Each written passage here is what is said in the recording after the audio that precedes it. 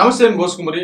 రాజశేఖర రెడ్డి గారు 7 కొండలొద్దు 2 కొండలు చాలు, 2-3 కొండలు చాలు, ఎందుకు 7 కొండలు తిరుపతికి అనేటువంటి విధంగా ఆయన ప్రస్తావించారు.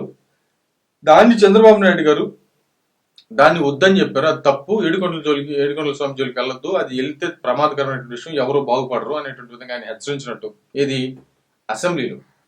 దానికి సంబంధించిన వీడియోలు కానీ విపరీతంగా రన్ అవుతున్నాయి. దీనికి కౌంటర్ గా ఏంటంటే లేదు రాజశేఖర రెడ్డి గారు అలా అనలేదు, ఆయన డైరెక్ట్ గా జీవో జారీ చేశారు. ఇంతకుముందు తిరుపతికి కొంత పరిధి అంటూ ఉండేది, ఆ పరిధిని విస్తరింపజేశారు. రాజశేఖర రెడ్డి గారు ఒక జీవో రిలీజ్ చేసి, ఆ జీవో నెంబరు 726 728 ఏదో ఉంది సంథింగ్ రిలీజ్ చేశారు. ఆ టైంలో రిలీజ్ చేసి ఆ మొత్తం కొండని 7 కొండలని అసలు కలిపిందే, 7 కొండల దగ్గర చేసిందే, అసలు ఈ వెంకటేశ్వర స్వామికి 7 కొండలు ఇచ్చిందే రాజశేఖర రెడ్డి గారు అనేటువంటి విధంగా ఒక జీవోని చూపిస్తూ విపరీతంగా ఊదరగొడుతున్నటువంటి పరిస్థితులు అయితే కనపడుతున్నాయి. ఇది ఎందుకు జరుగుతోంది అనేటువంటి విషయం మనకు తెలుసు. హిందూ విధానానికి సంబంధించి జగన్మోహన్ రెడ్డి గారి హయాంలో, అంటే ఆయన నేను పథకాలు ఇస్తున్నాననేటువంటి అహంకారపూరితమైనటువంటి ధోరణి కావచ్చు, లేకపోతే నాకేం లేనటువంటి విధంగా లెక్కలేని తరం కావచ్చు, ఏమైనా సరే నేను డబ్బులు పంచుతున్న జనానికి నాకు ఓట్లు వేసేస్తారనేటువంటి ఆ భ్రమలో ఆయన చేయకూడని తప్పులన్నీ చేసాడు అనేటువంటి విధంగా మనం 5 సంవత్సరాలు చర్చించుకున్నాం, చాలా మంది మాట్లాడారు, ఇప్పటికీ మాట్లాడుతూనే ఉన్నారు. దాంట్లో ఒకటి ఏంటంటే హిందూ విధానం మీద జరిగినటువంటి దాడి. ఇది మామూలు విషయం కాదు. ఆయన కానీ అంటే ఆయన ప్రభుత్వం, ఆ ప్రభుత్వం కానీ ప్లస్ ఆ ప్రభుత్వంలో నాయకులు మాట్లాడిన మాటలు కానీ, ఇవన్నీ కూడా ఒక హిందూ అంటే ఇప్పుడున్నటువంటి తరం మొత్తం ముసలి అయిపోయి చచ్చిపోయి ఇంకో తరాలు వస్తే తప్ప ఇక ఆ వైసీపీ పార్టీ మీద ఉండేటువంటి ఆ వ్యతిరేకత ఖచ్చితంగా బాధనైతే మాత్రం నేను మనం చేసుకుంటున్నాయా, ఇది మాత్రం షూర్ అర్థమవుతుంది. ఎందుకనంటే హిందూ దేవాలయాల మీద దాడులు ఎప్పుడో ముస్లిం రాజుల కాలంలో ఎప్పుడో దశాబ్దాల క్రితం జరిగినటువంటి దాడులు ఇండియా మీద, గుళ్ళ మీద, విగ్రహాల మీద జరిగేది. కానీ ఇప్పుడు మళ్ళీ జరిగింది, అది గుర్తొచ్చింది, రథాలు దగ్ధం అయిపోయింది. కానీ వీళ్ళు ఏమన్నా ఎంక్వైరీలు వేసి సంఘీభావాన్ని తెలియజేసి ఇలా జరగకుండా పటిష్టమైన చర్యలు ఏమైనా తీసుకున్నారా?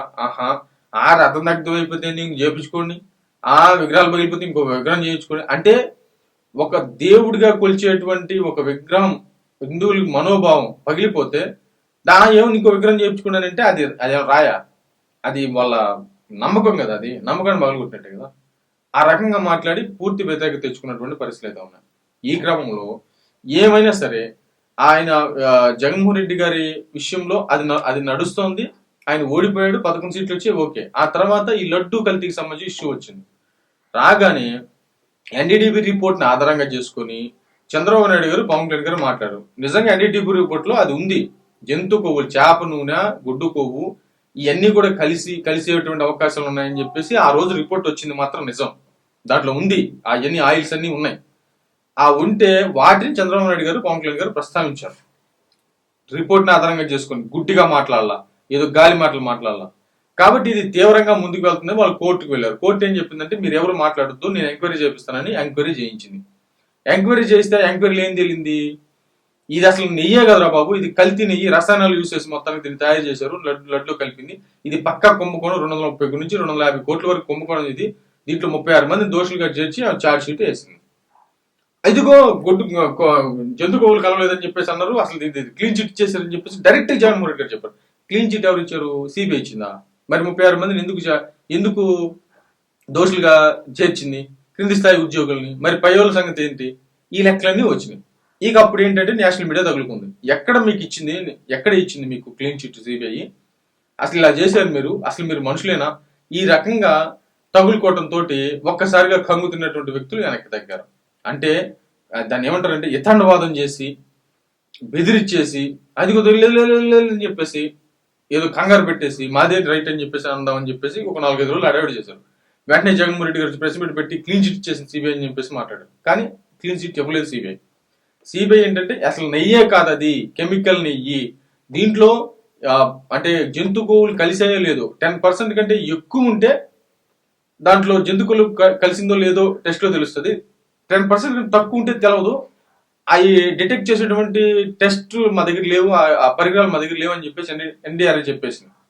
అట్లాగే ఇక్కడ ఉండేటువంటి మొత్తం ఈ వ్యవహారంలో ఈ హిందూ విధానానికి సంబంధించినటువంటి వ్యతిరేకత జగన్మోహన్ రెడ్డి గారి మీదకి వెళ్ళిపోయింది. అది ఉంది, ఆల్రెడీ ఇంకోసారి వెళ్ళిపోయినటువంటి పరిస్థితి. ఆ టైంలోనే ఈ రాజశేఖర రెడ్డి గారికి సంబంధించిన మ్యాటర్ వచ్చింది. ఈయనే కాదు, రాజశేఖర రెడ్డి గారు కూడా తిరుమలకి సంబంధించినటువంటి విషయంలో తప్పు చేశారనేటువంటి విధంగా ఈ వాదన బయటకు వచ్చింది. ఇప్పటి వరకు అర్థమైంది అనుకుంటాను. ఇకపోతే వీడియోస్ ఉన్నాయి, మీకు కావాలంటే ఏంటంటే నేను చూపించి ఇప్పుడు వినిపించి మొత్తం టైం చాలా ఎక్కువ అవుతుంది అనుకుంటాను. మొత్తానికి అయితే కొన్ని వీడియోస్ అయితే మాత్రం చెప్పేటువంటి ప్రయత్నం చేస్తా. నెంబర్ 1, దీంట్లో ప్రధానంగా మురళీమోహన్ గారు మాట్లాడినటువంటి మాటలు ఫస్ట్ అదేనండి.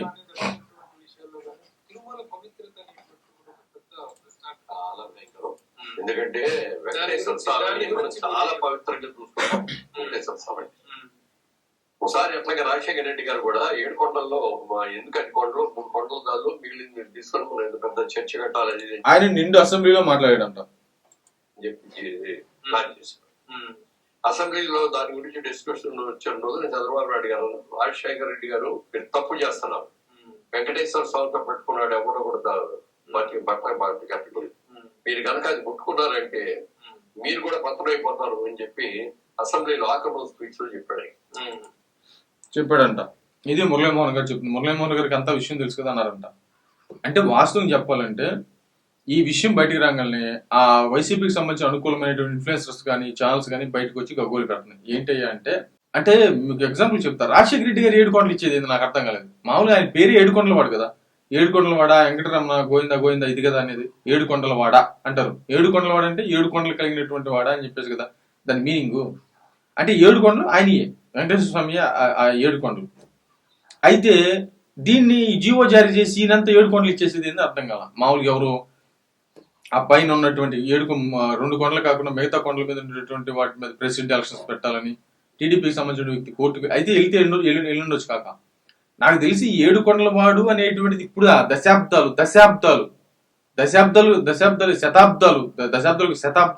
శతాబ్దాల క్రితమే 7 కొండల వాడ వెంకటరమణ గోవింద.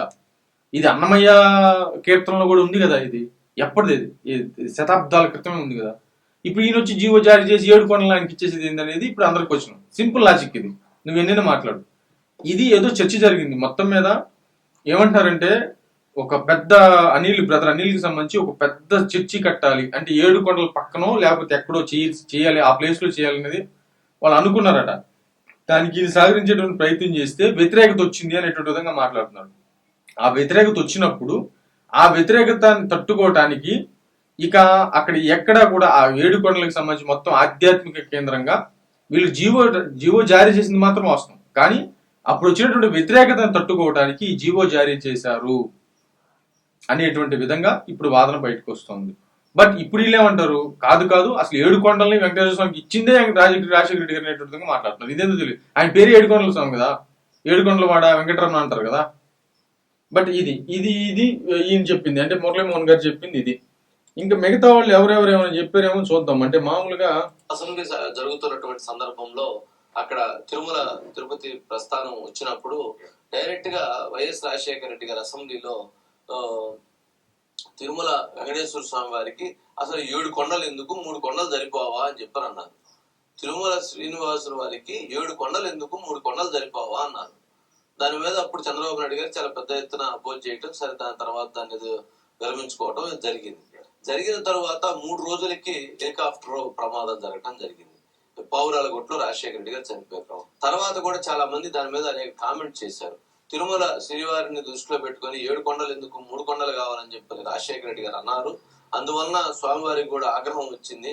అందువల్ల కూడా ఇటువంటి ప్రమాదం చోటు చేసుకోవడానికి కూడా అది కూడా ఒక కారణం ఉన్నటువంటి అంశాలు కూడా అప్పుడు చర్చ జరిగినాయి.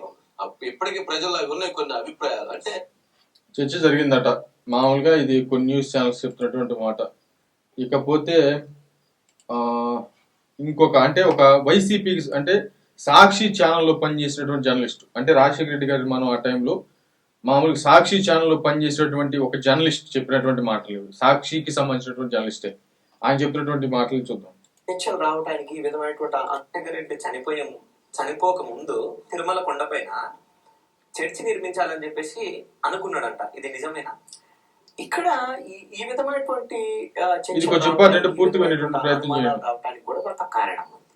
ఆ కారణం ఏమిటంటే తిరుపతి సాక్షిలో సంబంధించినటువంటి 7 కొండలు తిరుమల వారి 7 కొండల వాడు వెంకటేశ్వరుడు అని చెప్పేసి మనం మాట్లాడుకుంటాం. ఈ 7 కొండలకు సంబంధించినటువంటి మొత్తం కూడా శేషాచలం అడవులు ఇవన్నిటి కేంద్రంగా మొత్తం 7 కొండలు ఉంటాయి. అయితే రాజశేఖర్ రెడ్డి గారు 7 కొండలు లేవు, 10 కొండలు లేవు, కేవలము 2 కొండలు మాత్రమే తిరుమలకు సంబంధించినవి. మిగతా అన్ని కూడా తిరుమలకి సంబంధించినటువంటి కావు అనేటువంటి విధంగా ఆయన మాట్లాడటము, ఆయన ఒక జీవో కూడా తీసుకువచ్చారు అనేటువంటిది ఒక చర్చ. ఆ నేపథ్యంలోనే, ఆ ప్రభుత్వ నిర్ణయం నేపథ్యంలోనే అక్కడ ఉండేటువంటి తిరుమలకు సంబంధించినటువంటి మొత్తము ఎవరైతే పూజారులు కానివ్వండి, లేకపోతే రాష్ట్ర వ్యాప్తంగా ఉండేటువంటి వెంకటేశ్వర స్వామి భక్తులు కానివ్వండి, ఈ 7 కొండల్ని 2 కొండలకే పరిమితం చేయటం అనేటువంటి అంశం మీద తీవ్రమైనటువంటి వ్యతిరేకత వచ్చింది. ఈ వ్యతిరేకత వచ్చినటువంటి నేపథ్యంలో రాజశేఖర రెడ్డి గారి ప్రభుత్వము ఈ 2 కొండలు అనేటువంటి విషయాన్ని, ఆ 7 కొండల నుంచి 2 కొండలు తగ్గించేటువంటి విషయం నుంచి, ఆ నిర్ణయం నుంచి వెనక్కి తగ్గారు అనేటువంటిది. అయితే మీరు కొండ మీద చర్చి నిర్మించేటువంటి ఒక ప్రపోజల్ ఉంది అనేటువంటి దాని మీద మాట్లాడారు కదా. ఇది కొండ మీద నిర్మించడం అనేటువంటి దానికన్నా కూడా ఈ 7 కొండలు అనేటువంటిది మొత్తం కూడా ఎక్కడెక్కడ ఎంతవరకు పరిమితి ఉంటుంది అనేది మొత్తం శేషాచలం అడవులు అంటే చిత్తూరు జిల్లా దగ్గర నుంచి ఇటువైపు నుంచి కర్నూలు వరకు, అదే విధంగా అనంతపురము, ఇట్లా మొత్తము నల్లమలకు సంబంధించినటువంటి మొత్తం కూడా ఉంటాయి. తలకోన అనేటువంటి ఒక ప్రాంతము ఏదైతే ఈ 7 కొండలు అంతా ఎలా ఉంటుందంటే గరుడ పక్షి ఆకారంలో ఉంటాయి 7 కొండలు అనేవి. ఈ 7 కొండలు అనేటువంటి దాంట్లో తోక భాగంలో తలకోన అనేటువంటి ఒక ప్రాంతం ఉంటుంది. ఇది చిత్తూరు జిల్లాలో ఉంటుంది. ఈ చిత్తూరు జిల్లా అటవీ ప్రాంతం, ఇటు వస్తుండేటువంటి ప్రాంతం, మంచి భూములు ఉండేటువంటి ప్రాంతం. ఆ తలకోన ప్రాంతంలో 200 ఎకరాల ప్రైవేటు భూములను సేకరించి బ్రదర్ అనిల్కి మినిస్ట్రీస్ కట్టించాలి అనేటువంటి ఒక ప్రపోజల్ రాజశేఖర రెడ్డి గారికి ఉంది అనేటువంటిది మాత్రం అది అందరికీ అప్పుడు ఆ ప్రైవేట్ భూములు అక్కడ కొనుగోలుకి ఇవన్నీ ప్రయత్నం చేయటం అనేటువంటిది. అయితే కొండ మీద ఎంత పవిత్రత అయితే ఉంటుందో ఈ 7 కొండలకు సంబంధించినటువంటి దాంట్లో భాగమే ఈ తలకోన కూడా. అది ఆ స్థల పురాణము చరిత్ర చెప్తున్నటువంటి అంశం. కాబట్టి భక్తులు ఆ విధమైనటువంటి తలకోన ప్రాంతంలో కూడా ఈ విధమైనటువంటి చర్చి నిర్మిస్తే ఇది ఆ దేవుడు వారిని, వెంకటేశ్వర స్వామి వారిని మనము అవమానపరిచినట్లే అనేటువంటి విధంగా వాళ్ళందరూ భక్తులు కూడా ఆ విధంగా భావించి ఉన్నారు. కాబట్టి ఈ విధమైనటువంటి చర్చికి సంబంధించినటువంటి అంశం కూడా ఆ సమయంలో చర్చ్ ఉంది. తిరుమల కొండ పైన కాకుండా తలకోన అనేటువంటి ఆ ప్రాంతంలో ఇది కూడా ఈ 7 కొండల్లో భాగమే. ఈ 7 కొండల్లో తలకోన కూడా భాగమే. ఆ భాగంలో ఉండేటువంటి దాంట్లోనే ఈ చర్చి నిర్మాణానికి ప్రపోజల్ పెట్టారు. దాంట్లో కొంత వ్యతిరేకత రావడంతో వెనక్కి వెళ్ళారు అనేటువంటి ఒక చర్చ ఉంది. అది కథ. మామూలుగా వ్యతిరేకత వచ్చిన తర్వాతే ఈ జీవో పాస్ చేస్తారు, ఆధ్యాత్మిక కేంద్రంగా జీవో పాస్ చేస్తారు అనేటువంటి వాదన కూడా బలంగా ఉంది. ఏమైనా ఇప్పుడు కాదు, ఆయన మరణం దగ్గర నుంచి ఇప్పటి వరకు కూడా మళ్ళీ ఇంకొకటి ఏంటంటే చంద్రబాబు నాయుడు గారు మాట్లాడింది ఇది అసెంబ్లీలో చాలా ప్రధానమైన దశ.